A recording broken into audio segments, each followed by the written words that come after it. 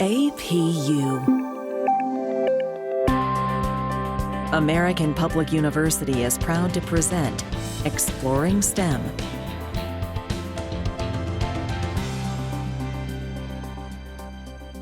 My name is Dr. Bjorn Mercer, and today we're talking to Dr. Danny Welsch, Associate Dean in the School of STEM. Our conversation today is about the current state of environmentalism. And welcome, Danny. Thanks, Bjorn. I'm glad to be here. Yeah, definitely. So let's just jump into it. So in general, what is the current state of environmentalism in the U.S.? I think currently right now it's pretty good. It's always pretty good, but there are other things that are pretty far out in front of that right now. But of course, those things are tied up with environmentalism and the state of our environment in some way. So if you were to go into a diner or stop someone on the street and ask them what their biggest concern is, probably right now today, most people would say the global pandemic. And then beyond that, they might say problems with politics. But actually, these things are all related to our environment and global environmentalism in some way, but they're a little bit disconnected. And one of the reasons that environmentalism is unfortunately never at the forefront of concern for most people is because it is a long-term project. It's not something that is going to yield results tomorrow if you make a change today. And in terms of the pandemic, the potential for that exists. Like if we discover a vaccine today, we could have a pretty significant change in the outcome of this pandemic in a relatively short period of time. But if we were to all of a sudden dramatically alter our lifestyle to benefit the environment, the impacts that we would see would take years to decades to manifest. So it's a difficult thing for people to put at the front of their minds because the time frames for it are so long. But I think most people generally are concerned about the environment. And when you talk to them about the environment in terms of the legacy or for future generations or their own kids or their own grandkids, that concern goes up pretty significantly. No, and I completely agree. I would say it's a rare occasion where somebody will proudly say, I don't care about the environment. That just doesn't make any sense. And wanting to have clean air to breathe. And with so much going on, like in the past, there's a lot of criticism of like the EPA. Well, if you go back several decades, the air was actually quite bad because industry at the time was a lot, putting big quotes in the air, dirtier. And so there's a lot of benefits that have come from the EPA. And it seems like today, people have forgotten that those benefits have been realized, and now environmentalism sometimes is viewed as a political issue when it's really about people living healthy lives. Now, a follow-up, is there environmentalism in China and India? Because we always talk about environmentalism here in the States and what we could do, but then you look at China and India, the two other largest countries in the world, two other very large pollution-producing countries in the world. And are they concerned? Because India, of course, is still just trying to modernize, industrialize, and they have such a large population in dire poverty that environmentalism is very hard to deal with when you're dealing with that. Yeah, I think there is. In India and China are a little bit different from each other because of their political structures. But the political structure of a country is actually really important when it comes to how the citizens of that country think about the environment. And if we start off with our own country and where we are with that, I mean, you kind of mentioned that environmentalism and concern for the environment and politics are very closely related. And that's even more so now in the United States because of the heightened tribalism that exists in our political system. And anything that doesn't conform to the policy of one tribe or the other is considered bad. So in the grand dogma of politics in the United States, environmentalism and concern for the environment is generally considered to be a democratic issue. And in our very heightened political environment that we have, if you do not subscribe to democratic politics, then you might be vilified within your community for having a concern for the environment because it is seen as something that your tribe doesn't follow. And I think that's a big problem. You have a lot of people in the United States that might have concern for the environment, but don't feel like they can act on those concerns because they're not part of their tribal politics. But if we move to India and China, I think in India there is concern, but the concern of most people is simply staying alive, feeding their families, and scraping together some meager source of income because a large part of the population is so desperately poor. But you do have a rising middle class in India, which has concern for the environment. But in any developing nation, it's difficult to tell a developing nation, hey, you need to slow down your development so that we can protect the environment. In China, it's a little bit different because the individual citizens of China have much less power just because of the communist nature of the Chinese government.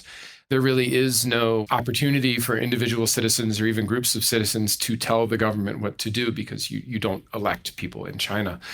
So I think individuals in China have a different level of ability to make changes to the environment. But again, China and India are both rapidly developing.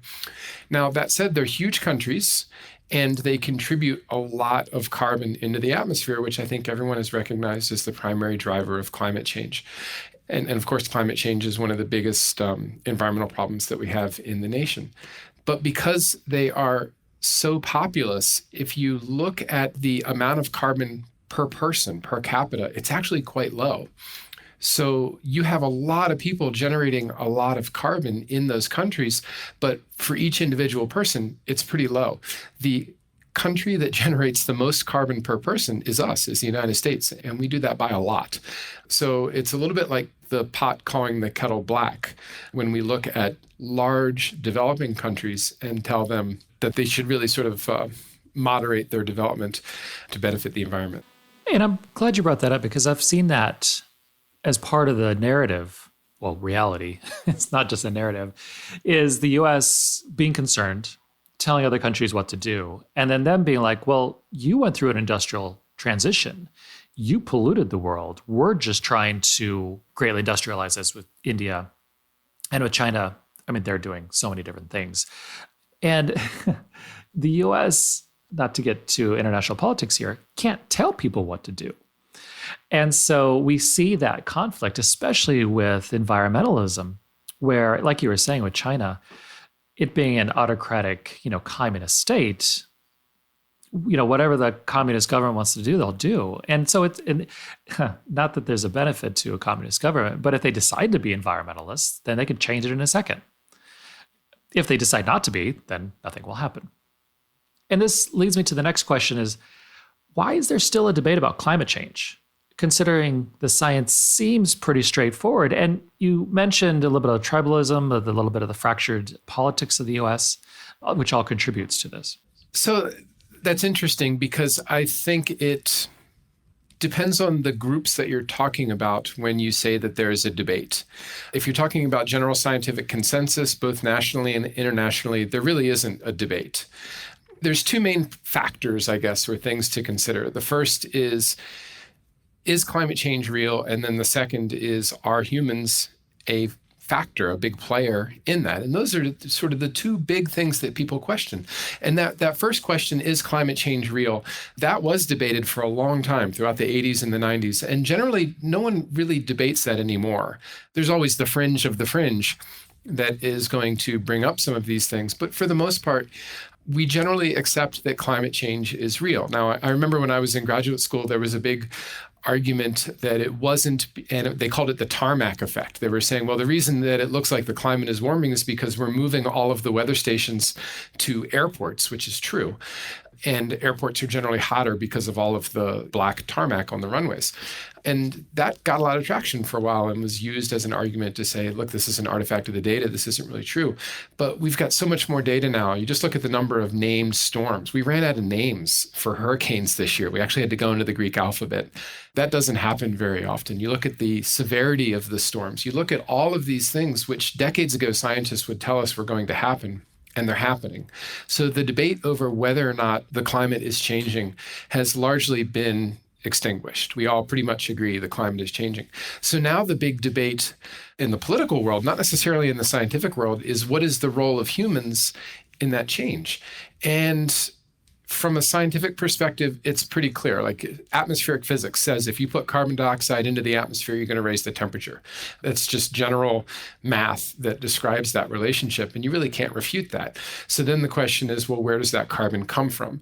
There's a lot of people that come out and say, well, it's these Milankovitch cycles, and it's solar cycles, and it's this natural cycle. And there is that signal that lives underneath of what we're putting on top of it, but you really can't explain all of the carbon going into the atmosphere through natural cycles. In fact, you can't even get close. So it is pretty clearly a human-induced cause, but you do still have a lot of people that will debate that. And they debate it for tribal reasons, simply because they want to be part of a tribe that doesn't necessarily believe that climate change is real or an important factor. They will debate it for profit. There are a lot of corporations out there that stand to lose a lot of money if climate change regulation becomes more mainstream.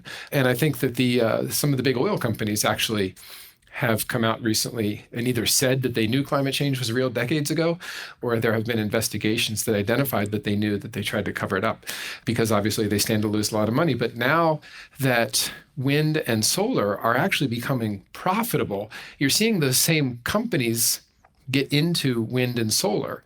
The big oil companies are now energy companies. They're not really exclusively focused on oil. They'll sell energy any way that they can develop it. And if they can develop energy through wind and solar and make money doing it, they're more than happy to do that. And that is possible now. So you're seeing them kind of have more recognition that fossil fuels and carbon emissions caused by humans really contributed largely to the climate that we have now. That's a great overview of it. And I guess the most disappointing is the tribalism, where two sides, I guess you can say one side is like environmentalism is such an extreme that we're going to die in 10 years. I think if that was true, the message would be out there a little more if we truly were going to die in 10 years. And at the other side, of course, whatever we do doesn't contribute to anything, because as an individual, it's really hard to see how you contribute to anything.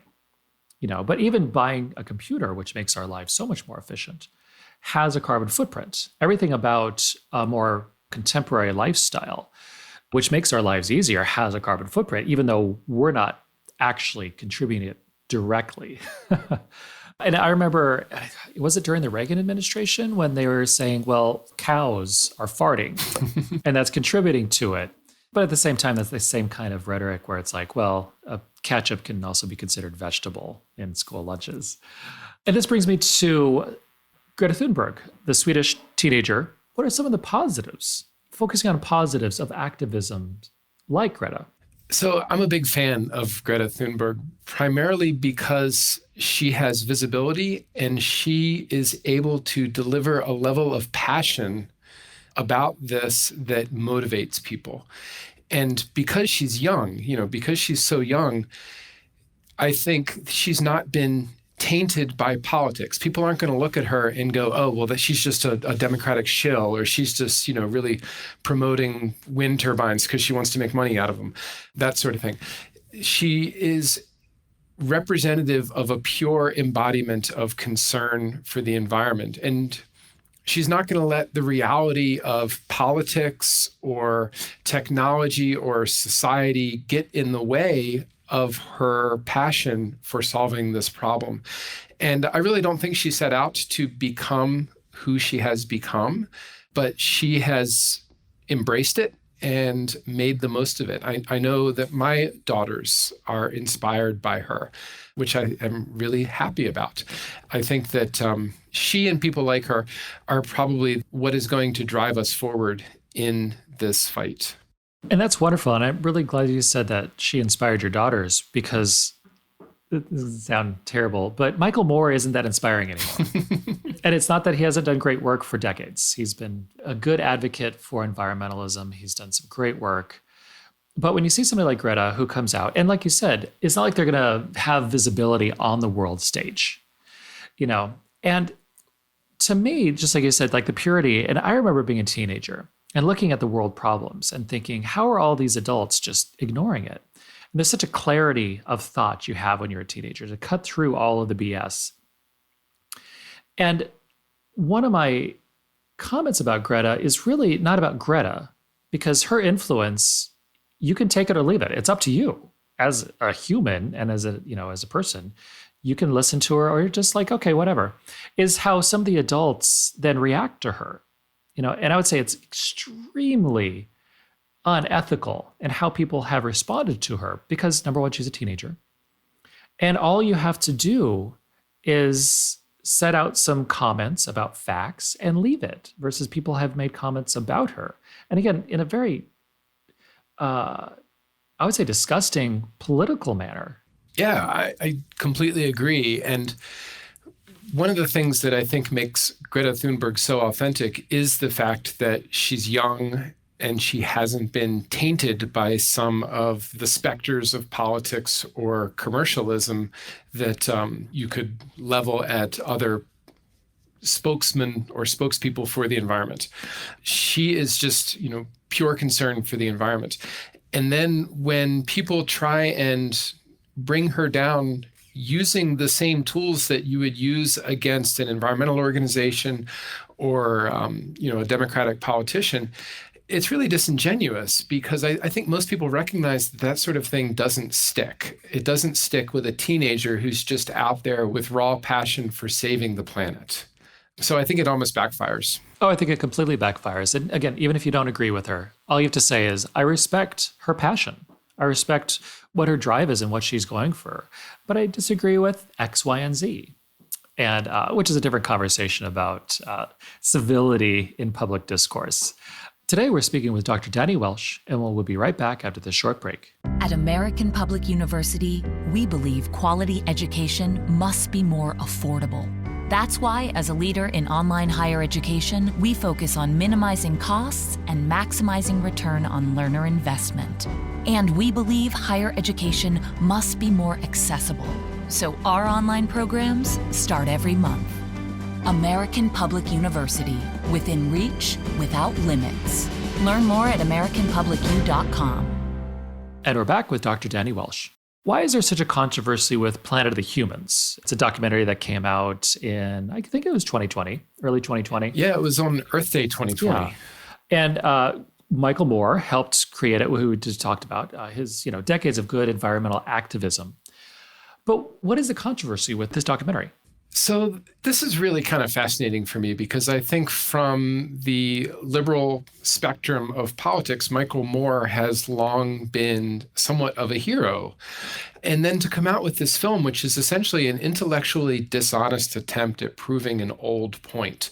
No one is completely sure why this film was made or what it is attempting to do. And the film wasn't actually made by Michael Moore. It was made by a friend of his, but Michael Moore put his stamp on it. But it's really using old data, old photos, a lot of old information to try and back up this old point that alternative energy isn't ready to take over and that it's causing more problems than it's solving. And the biggest problems that the film has is that the data is old. I mean, they're saying that alternative energy is not nearly as efficient as it is today. I completely agree with one of their main points that we are not ready to flip the switch and turn off fossil fuels. We're in a transitional economy right now, transitional energy economy. They also have as one of their major complaints that fossil fuels are used to make renewable energy equipment like solar panels and wind turbines, which is completely true. And it's also completely expected because we are in this transitional energy economy. We don't have the ability to turn off the fossil fuel switch tomorrow. And the main reason we don't isn't because we don't have the generation capability. We can make a lot of electricity that doesn't use fossil fuels. We just can't store it. So the battery technology isn't where it needs to be for us to flip that switch. But that isn't a good reason to say that we shouldn't try. And I think that is really one of the things that this film is saying. Alternatives are never going to do it. We should just stop with alternatives and live with this problem. And I think that that's not really the message that we want to convey. The film also has an outsized focus on biomass burning and biofuels. And there's a lot of potential with biomass burning and biofuels, but it makes up only about 2% of the energy consumption in the United States. But they spend a lot of time on that. And the other thing that they neglect to recognize is the time scale in terms of carbon when you burn biomass. So biomass is essentially like if you were to grow a field of willow. Willow is one of the things that they use a lot for biomass energy because it grows really quickly. Grow a field of willow, burn it, make electricity. And their argument is, well, when you do that, it puts carbon in the atmosphere, which it completely does. But that field of willow that you harvested will regrow really quickly. In fact, the fact that it grows so quickly is one of the reasons that they use willow.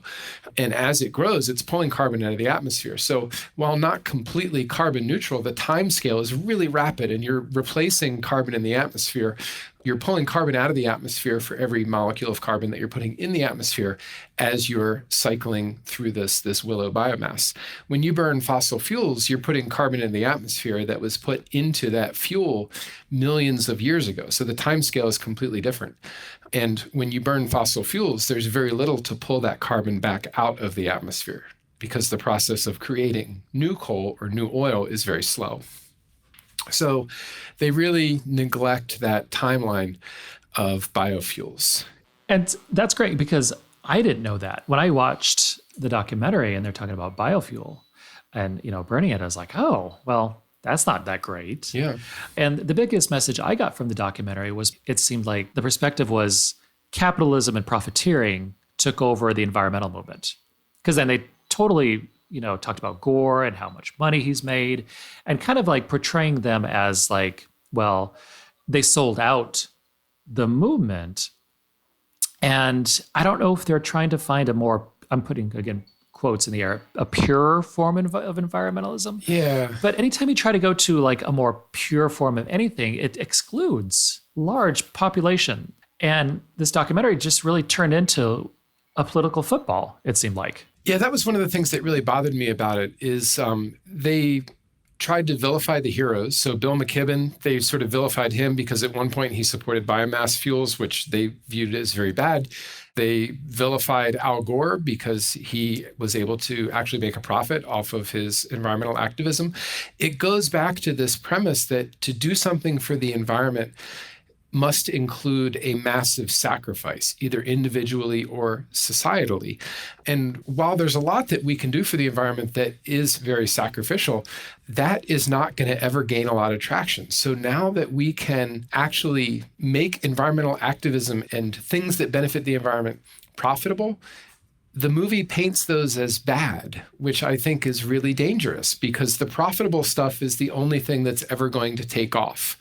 And, like before I mentioned wind turbines and solar, those are profitable for the companies that are producing those things, which is why, at least in my area, when you look at every single ridgetop around here, there's wind turbines on it, for better or worse. We generate a tremendous amount of wind energy in the Appalachian Mountains where I live, and they're actually putting a relatively huge solar farm on an old strip mine just a couple miles from my house, which I think is an ironic use of that land. But, a very effective use of that land because unfortunately nothing really grows there.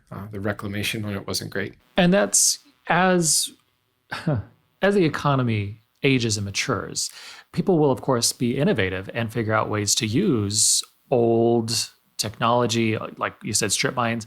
When you drive to LA, from Arizona, you see wind turbines everywhere. You see solar farms, which is great because honestly, you're not doing anything with that desert land. And then when you're going into kind of the mountains going into LA, there's all the wind turbines. And again, it's really windy there. You might as well try. And that's one of the things with that movie. It's like, well, they're talking about the technology not being terribly efficient. And like you said, the information was a little old. So that should help people then try to improve it. And again, going back to it, it just seemed like it was a political football in the sense that, like you said, things aren't going to change unless they're profitable. And I'm not like the most fervent capitalist, but I also know that if people don't make some money doing something, they're probably not going to do it. Yeah. Or at least it doesn't cost them anything. Yeah. And I would love it if everybody was altruistic, using that term. And we just did things for the greater good all the time, because honestly, most people do lots of things for the greater good. But there's a limit to what people can do in their daily lives. Much like COVID, you can only do so much when you're working and you have kids and you're trying to just make things work. And that's where like environmentalism, to a point, has to do a better job of PR. Environmentalism is on everybody's side, and how we individually can help that, which leads me to the last question. How can we today help with environmentalism and the environment in general? So if you think about the biggest threat to the environment, it is consumption of fossil fuels and the generation of carbon dioxide that goes into the atmosphere. When you think of that, the general response is, okay, well, I drive less, but automobiles aren't the biggest producer of fossil fuels or carbon dioxide emissions. It's actually the generation of electricity. And if you think about where that electricity goes, it generally goes to two places. It goes to individual households and it goes to manufacturing. So there are two things that individuals can do, and they address those two problems. So those two places that electricity is used. And the first we'll talk about is manufacturing. So just think about what you buy. Do you need all of those things in your house? Can you repair something? Do you need all of the consumerism and the stuff that we buy on a regular basis? Is it all needed? And I'm not saying that we should all live like hermits in windowless hovels and with dirt floors, that sort of thing. But it's pretty easy to just go buy. I see this in my own habits and in the habits of people that are close to me. We get addicted to new stuff all the time, and that can really be a dangerous thing. And all of that new stuff really has to be made somewhere, and it's made in factories that consume electricity. It's made out of stuff that comes out of the ground. If you look at everything in the world, it has to be either grown or mined. And I know that that sounds like a simplification, but it's completely true. Just identify any item on your desk, and it's either grown or mined. And if it's made of plastic, it's mined because it's made of oil. And we do mine oil, although people don't think of an oil well as a mine. But anytime you pull something out of the ground, you're mining it. And same with water. We mine water. So everything has to be grown or mined. And those are two things which can be detrimental to the environment, or they can be beneficial depending on how they're done. So just think about the amount of stuff that you have and the amount of stuff that you need and the amount of stuff that you throw away. On the other side, the household electrical consumption, there is a lot that we can do there on an individual basis. And you might think, well, I'm just one person. What can I do? But if you look at the electrical grid, it all sort of scales up. So if a bunch of households really work together to reduce their emissions, that's really going to cut down on energy consumption. In California, when it's really, really hot, they don't black out the factories, they black out the houses because of the individual energy consumption that's occurring there. And most of that is through air conditioning. So just think about the amount of energy that you use in your house. One of the things that I'm a big proponent of and investigating for our own use is localized energy. So our energy here in the Appalachians primarily comes from a large power plant that burns coal. And the closest one to my house burns coal really, really cleanly, which is nice. It's a relatively new plant. But the second closest one is one of the dirtiest plants in the country because it's one of the oldest, and it's huge. So I'm sure we get electrons that are generated from that plant from time to time as well. But what if we could generate electricity cleanly, literally on our rooftops? So I'm a big advocate for rooftop solar. It's something that I think we're probably going to do pretty soon. I had to wait to put a new roof on the house before I put a solar panel system on top of that. But the battery technology that we mentioned before, I think, is going to come a long way. Tesla's battery wall and some of the other innovations related to that, I think, are going to let us generate our own power, but also store our own power. And that's always been the limitation. So that sort of thing. And we heat our house with wood. I mean, I go back to the biomass burning. I go up into the state forest a couple miles from my house. I use a probably really dirty gas-powered chainsaw to cut firewood. But then I'll come home, I'll burn that wood, that'll get us through the winter. And then when I go back to that same spot the next year, there's all this new stuff that's growing up there. So it's not a barren wasteland. And maybe in a couple of decades, I can go back to that exact same spot and cut another tree.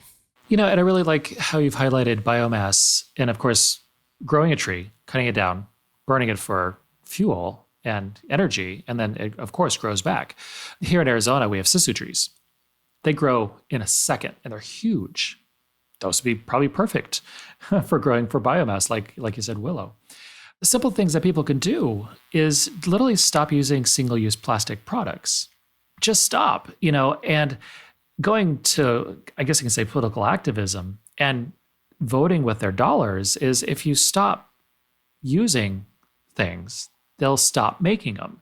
Or if you start demanding different products, they'll start making them. Again, individually, it takes each individual to do that for things to change. Yeah. Single-use plastics are a pretty big deal. And if you look at most of the trash, if you go to any waterway anywhere, an ocean, a lake, a river, and just look for the trash, probably 90% of it is going to be single-use plastics. You're going to see plastic bags, you're going to see straws, cups, you're going to see bait containers. All of this is single-use plastic. So a lot of the visible litter that we see is single-use plastic. And unfortunately, a lot of that stuff ends up in our waterways, and all of our waterways are connected and go out to the ocean. So there is a lot of evidence now that plastic is ubiquitous in the oceans, and not just in this large garbage patch, the Pacific garbage patch that you always hear about, but it's everywhere. Little tiny bits of it are in fish tissue that they collect from, just ridiculous depths in the ocean and from the Arctic, where you would not necessarily think that there is any impact of humanity, but then they find microplastics in fish tissue. So it's everywhere. So the more that we can keep single-use plastics out of our waste stream and out of the pollution stream, I think the better. But even beyond that, single-use plastics are made of plastic, and plastic is made of oil. And eventually we are going to run out of oil. And anytime we mine oil and produce something with it, we're contributing to the greater pollution problem.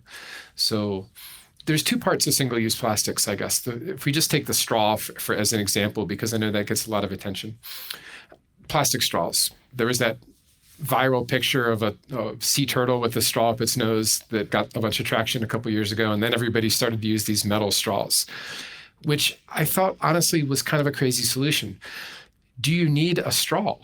It takes a lot of resources to make a metal straw, probably more resources than it takes to make a couple thousand plastic straws, to be honest. So my question wasn't, well, let's find another material to make straws out of. My question was, do you need a straw? Straws just seem like the epitome of first world convenience to me. They don't really serve a practical purpose. So that goes back to what we were saying before. Think about your consumption. Do you need everything? And then the second is, if it is something you truly need, can you create it in a non-single-use plastic way? Think about plastic wrap that you use. You use it once, you throw it away. Well, we got a bunch of these super stretchy silicone things that go over bowls that you can just reuse indefinitely. Little plastic Ziploc baggies. Do you really need those? We got a bunch of these kind of heavy-duty ones that you just rinse out and reuse over and over again.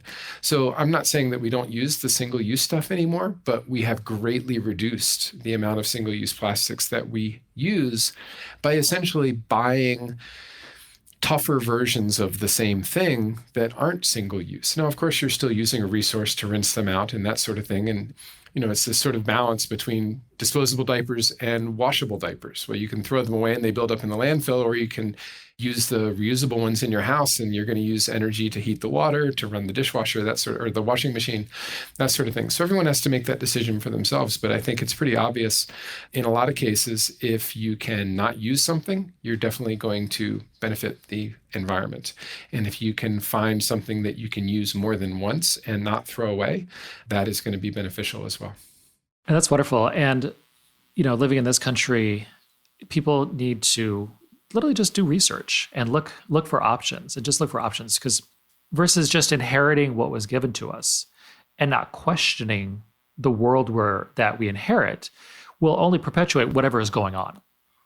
And then there's a bunch of really wonderful things, and there's a bunch of things that really aren't the best. And single-use plastics makes everything easy.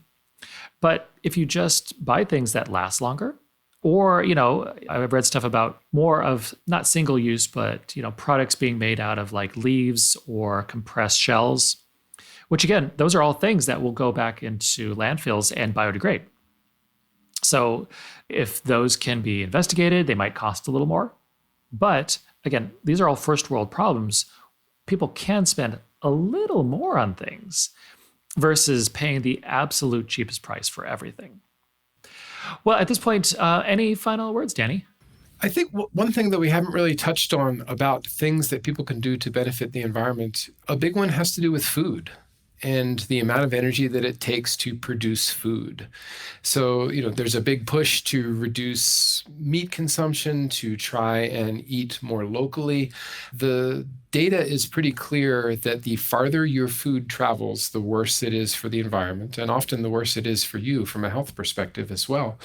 And then if you look at the relative energy inputs that it takes to raise or grow certain types of food, there are some clear advantages and disadvantages there too. So I would just encourage everyone to sort of think about what you eat, what you buy, and what types and how much of energy that you use in your lifestyle. And I think if you really think about it, you'd be surprised that it is possible to make some changes without any real major sacrifices or lifestyle alterations. I completely agree. My wife operates a backyard garden in which, we get about, I'd say only 5% of our food from there, but it's 5%. And it also allows us to see, and our kids to see where food comes from. They see the process. They're learning so much about growing. And one thing we've tried to do is reduce our meat consumption because of those very reasons. And we're not becoming vegetarians per se, but not having to have is especially contribute to, say, the more industrialized meat production, which if you just look at the ways in which animals are raised, you could have an argument for unethical treatment. That'll have certain traction with some people and not with others. But at the same time, having a more vegetarian-focused diet is generally healthier. And so reducing meat consumption, not a bad thing. Just eat some more veggies. And it's a good thing. Yeah, and they're easier to grow yourself. They can generally be found more locally. Yeah, not all meat is bad. It depends on where it's coming from and how it's raised. And it doesn't take a whole lot of energy to raise a chicken, but it takes a tremendous amount of energy to raise a cow. So there is a trade-off there. And I'm just thinking about the energetics of it, not necessarily the ethics of meat production. Yeah, no. And, being able to grow your own crops, growing squash or, zucchini, extremely easy. Growing different types of cucumber, like in a weird way, the cucumber you get in the grocery store is only one version of a cucumber. There's dozens and dozens, probably hundreds of different types of cucumber that are more durable and honestly better tasting. Yeah. Grocery store food is primarily raised for how it looks and how it ships, not necessarily how it tastes. Exactly. And if anybody wants to try to grow an Armenian cucumber, it is absolutely wonderful. I'll have to try that. Yeah, no, it is. It's really good. Well, definitely thank you, Danny. This has been a great conversation. And if anything, I hope we can inspire some people just to think more about environmentalism. Yeah, that'd be fantastic. Thanks. And thank you. For more information about our university, visit us at studyatapu.com. APU, American Public University.